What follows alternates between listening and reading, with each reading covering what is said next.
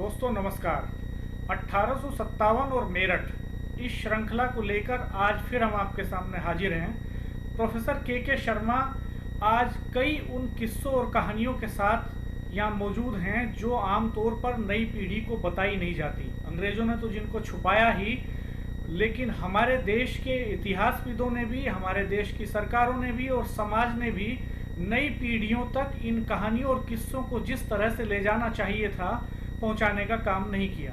इन्हीं नई कहानियों के साथ एक बार फिर प्रोफेसर शर्मा हमारे साथ हाजिर हैं। प्रोफेसर शर्मा, आपका हार्दिक स्वागत है। धन्यवाद धन्यवाद डॉक्टर साहब। आज हम किन गांवों की कहानियों पर बात करने जा रहे हैं? देखिए, पिछली बार भी मैंने जिन गांवों की चर्चा की थी वो मेरठ के आसपास के गांव ही थे। आज भी हम मेरठ और उसके आसपास के गांवों को लेकर के अपनी बात को केंद्रित रखेंगे। देखिए, है क्या कि अंग्रेजों ने जो कुछ भी इस क्रांति के विषय में लिखा वो भारतीयों को बड़ा ही एक निम्न स्तर का बताते हुए लिखा है। जैसे मैंने पिछली बार भी जिक्र किया कि उन्होंने जब 10 मई को जो मेरठ में जो भी घटनाएं घटित हुई, जिन जिन सत्ता के प्रतीकों को अग्नि के सुपुर्द कर दिया गया, तो उसमें इन गांव वालों की अहम भूमिका थी। और उन्होंने विशेष रूप से अगर मैं कहूं, अगर मैं आज अंडरलाइन, यद्यपि मैं जाति की बात नहीं करता, परंतु फिर भी अगर मुझे अंडरलाइन करना पड़े तो मैं आज उसमें संकोच नहीं करूंगा कि उन्होंने विशेष रूप से गुर्जर जाति के ऊपर ये आरोप लगाया कि वो लुटेरे हैं, वो चोर हैं, वो उचक्के हैं, इस तरह के अनर्गल शब्दों का प्रयोग किया। जबकि मेरठ और उसके आसपास जितने ये गांव थे वो हमारे गुर्जर बाहुल्य क्षेत्र था, और इस गांव के गुर्जर और अन्य सभी बिरादरी के लोगों ने 10 मई को मेरठ में क्रांति में बहुत बढ़ चढ़कर हिस्सा लिया।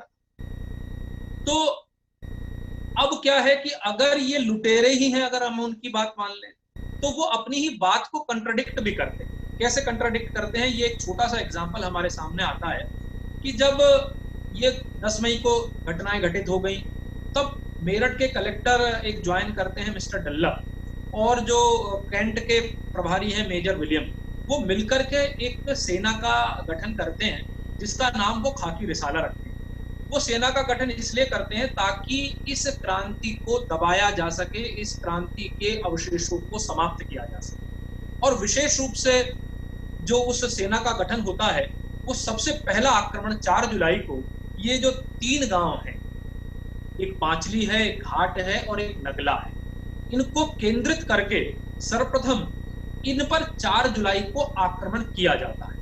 और वो जो सेना है उसमें स्वयं डल्लप लिखते हैं अपनी पुस्तक में, जो 1858 में लंदन से प्रकाशित हुई थी, उसमें वो स्वयं लिखते हैं कि 4 जुलाई को 100 राइफल्स, 60 घुड़सवार, 2 तोपों के साथ इन गांव पर आक्रमण किया जाता। अब मैं ये पूछना चाहता हूं कि अगर ये लुटेरे थे, अगर ये केवल बैड कैरेक्टर के लोग थे, तो आज जब इतनी आधुनिक है पुलिस, सारे हथियार हैं, तो आज भी मुझे बता दीजिए कि किस लुटेरे को पकड़ने के लिए तोपों के साथ पुलिस जाती है ना? उस समय तो तोपें बहुत रेयरेस्ट थी, है ना? तो 2 तोपें लेकर के आप कौन से लुटेरे को पकड़ने जा रहे थे?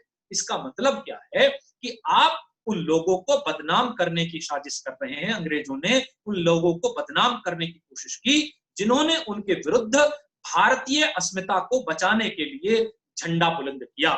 इसलिए शायद आपने अपने उन डॉक्यूमेंट्स में उनके लिए लिखा। और मैं यहाँ एक बात और कहना चाहता हूँ राणा साहब, कि हमारे बहुत सारे इतिहासकार मित्र भी अंग्रेजों की लिखी हुई बात को कोट करके बात कहने की कोशिश करते हैं कि ये तो सब लुटेरे हैं। मैं उनको भी कंडम्ड करना चाहता हूं, उनसे भी जवाब चाहता हूं कि किस लुटेरे को तोपों के साथ, 100 राइफल, 60 घुड़सवारों के साथ कुचला जाता है, पकड़ा जाता है। ये तो क्या है, इस तरह की सेना तो एक राज्य से दूसरे राज्य पर आक्रमण के लिए प्रयोग की जाती है।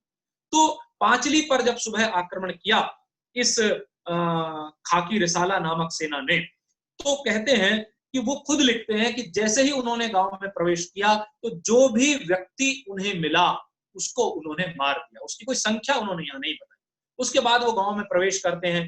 गांव में प्रवेश करने के बाद वो कहते हैं हमने 40 लोगों को अरेस्ट कर लिया, और उसके बाद तोप से गांव को उड़ा दिया और पूरे गांव को आग के हवाले कर दिया, यानी कि पूरे गांव में आग लगा दी। अब वो जो 40 लोग पकड़े गए थे, जिनको अरेस्ट किया गया था, उन 40 लोगों में से 36 लोगों पर मिलिट्री कमीशन के माध्यम से उन्हें फांसी के तख्ते पर चढ़ा दिया गया। तो मैं ये पूछना चाहता हूं कि किस लुटेरे पर मिलिट्री कमीशन के तहत कार्रवाई की जाती है, किस लुटेरे पर मिलिट्री कमीशन के तहत उसे फांसी की सजा दे दी जाती है। इसका मतलब कि ये लुटेरे नहीं है, उन्हें जानबूझकर बाद में आने वाली पीढ़ियों के दिमाग में ये बात बिठाने के लिए कि ये लोग खराब थे, शायद ऐसे शब्दों का प्रयोग किया गया और उन्हें ऐसे शब्दों को इंगित करके कहा गया जानबूझकर। ये शायद अंग्रेजों का एक बहुत बड़ा षड्यंत्र था, जिसका शिकार हमारे कुछ इतिहासकार मित्र भी रहे हैं, और इसीलिए इनकी वीरताओं को हम स्पष्ट रूप से कहने में शायद कहीं ना कहीं कोताही कर देते हैं। पर अब वो वक्त समाप्त हो चुका है, आप जैसे लोग जागृत हो चुके हैं, और मैं सब लोगों से आग्रह करना चाहता हूं आपके माध्यम से कि जिसके पास भी जैसे जैसे इन गांव की अगर कोई कहानियां हैं तो वो हम तक पहुंचाएं। हम इतिहास के परिप्रेक्ष्य में उसको समझकर रखकर और लोगों तक पहुंचाएंगे। तो मैं ये जानना चाहता हूं कि जब पूरे गांव में आग लगा दी गई हो, तोपों से किसी गांव पर हमला कर दिया गया हो, तो क्या किसान तोपों के सामने टिक पाएगा? क्या किसान के पास कौन सी ऐसी वेपन्स थे, कौन से ऐसे हथियार थे जो उन तोपों का मुकाबला कर पाता? तो किसानों ने शायद जैसे तैसे करके अपनी जान बचाई होगी या जान गंवाई होगी। तो बहुत सारे लोग उस समय इस गांव के शहीद हुए, और ये वही गांव था पांचली, जिस गांव के धन सिंह कोतवाल भी जिस गांव से संपर्क रखते थे, जहां जहां उनका जन्म स्थान था, उनका नेटिव गांव पांचली ही था। पांचली, घाट, नगदा, इन गांव के लोगों ने, किसानों ने एक बहुत बड़ी शहादत दी है। उस शहादत को भूला नहीं जा सकता। उन लोगों के नाम भी अज्ञात हैं कि जिन लोगों ने शहादत दी है। कितने सारे परिवार रहे होंगे, कितने सारे लोग रहे होंगे जो शायद इस गुमनामी के उसमें कहीं छुप गए। एक और गांव है भदौला, जो मोदी नगर के पास है। कहा जाता है कि जब 10 मई को क्रांति हुई तो इस गांव के लोगों ने भी, जो सेना दिल्ली जा रही थी, जो क्रांतिकारी दिल्ली जा रहे थे हमारे भारतीय, उनके साथ सम्मिलित हो गए और उनके साथ जाकर के बहुत सारे अंग्रेजों को मौत के घाट उतारा। और इसमें 2 नाम हमें मिलते हैं, क्योंकि अनुश्रुतियों में मिल जाते हैं। कई बार जिस ओरल हिस्ट्री की मैंने चर्चा की उसमें बहुत सारे नाम हमें मिल जाते हैं। उसमें एक का नाम आता है कन्हैया सिंह और एक का नाम आता है फूल सिंह गुर्जर।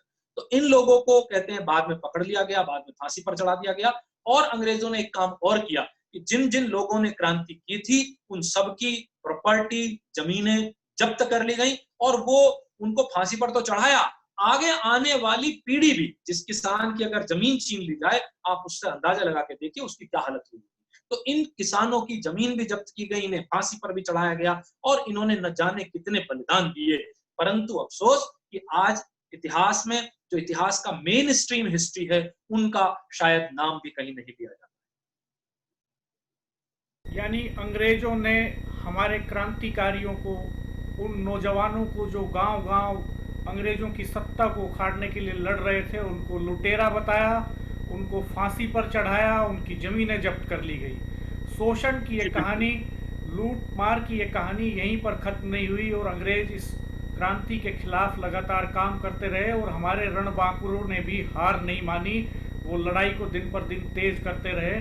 हम कुछ और कहानियों और किस्सों के साथ अगले एपिसोड में मिलेंगे। आपका बहुत बहुत धन्यवाद प्रोफेसर शर्मा। नमस्कार।